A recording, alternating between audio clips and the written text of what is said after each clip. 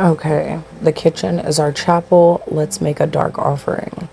Today I decided to make butter chicken from mostly scratch, even though DoorDash gave me the hardest time today trying to find one particular seasoning, but we still made it work. And we also did curried rainbow cauliflower and garlic naan as a side. And I'm going to show you guys how I did rice that isn't instant today.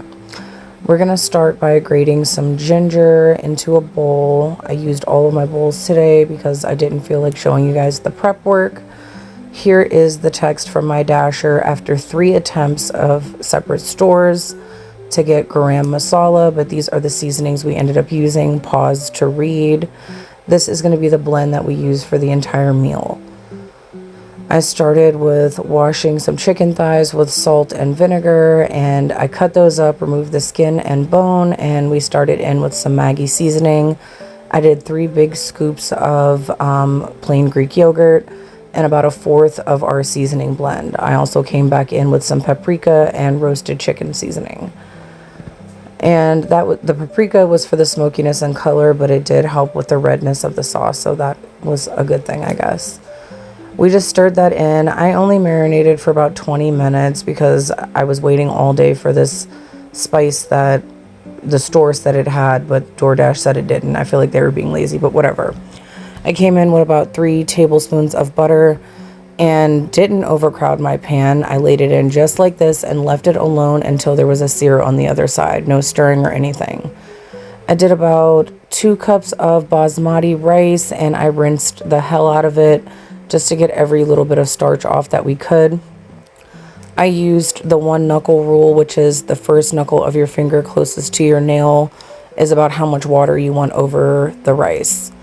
I air fried the skin from the chicken thighs and used that to saute my vegetables along with whatever was left over from the chicken.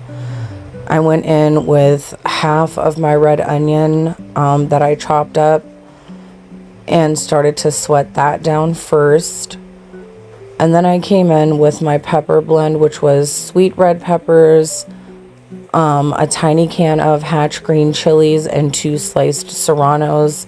You can leave the sauce chunky like this, but I wanted it to be closer to authentic butter chicken. Since my daughter was begging me to make it, I know what kind she wanted, so we do end up blending all of this into a sauce after it's done cooking. I came in with about half of a bulb of garlic, roughly chopped, and an entire knob of ginger grated down. Once all of that started to look pretty good, sweated down, I bought a giant can of stewed sliced tomatoes, and that's going to start to bring our sauce together. Butter chicken is not that hard. I overthink it all the time, but there's another 1/4 of our seasoning.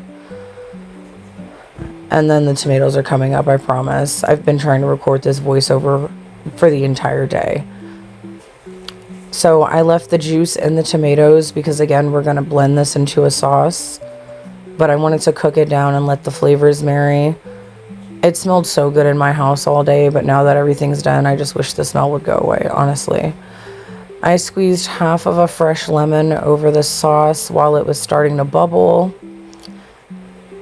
And then my phone dies during this too, so the angles are going to be weird. But I did half of a bundle of cilantro, and instead of garam masala, I got a jar of tikka masala and another 1/4 of our seasoning plus our vegetable blend. And then we just blended all of this until it was very, very smooth. And I put that right back in the pan so that we can cook it down. And I added another 2 big scoops of our plain Greek yogurt and half of a tiny container of our heavy cream.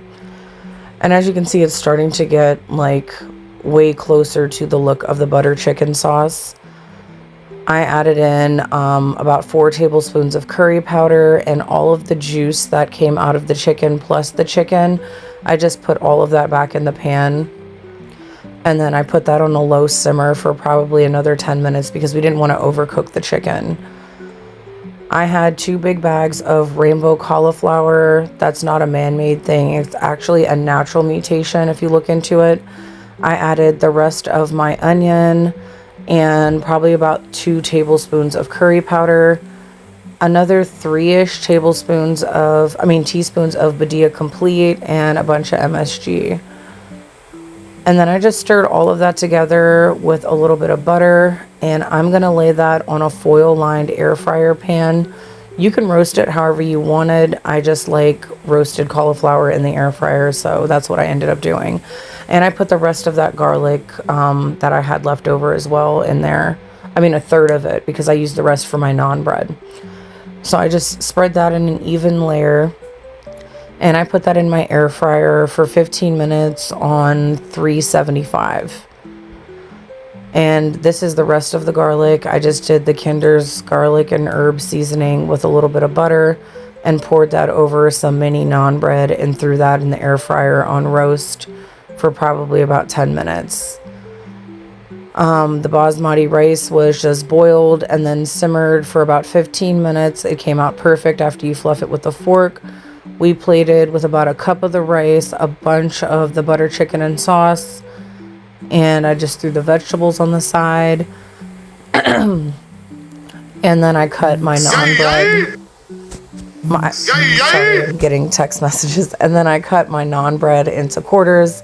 I drizzled a little bit of the heavy cream on top, and I'm going to garnish with some cilantro.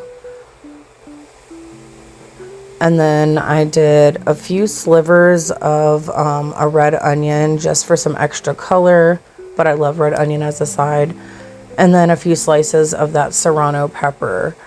But you could not tell me that I didn't get this from an Indian restaurant. It was perfect. My dad was hosting a football watch party, and instead of pizza, I ended up serving 3 plates of this. And I passed out a bunch of plates. I'm so happy that I did 5 pounds of chicken because I can't wait to go home and eat some more of this. But anyway, here are some cute pictures of me this week. And I am on TikTok, Facebook, Snapchat, Instagram, and I'm on Threads too. All the things. Please follow me at Miss Rita Love. Thank you so much for watching. Please enjoy your food and have the day that you deserve. And try some new recipes. Love you so much. Bye.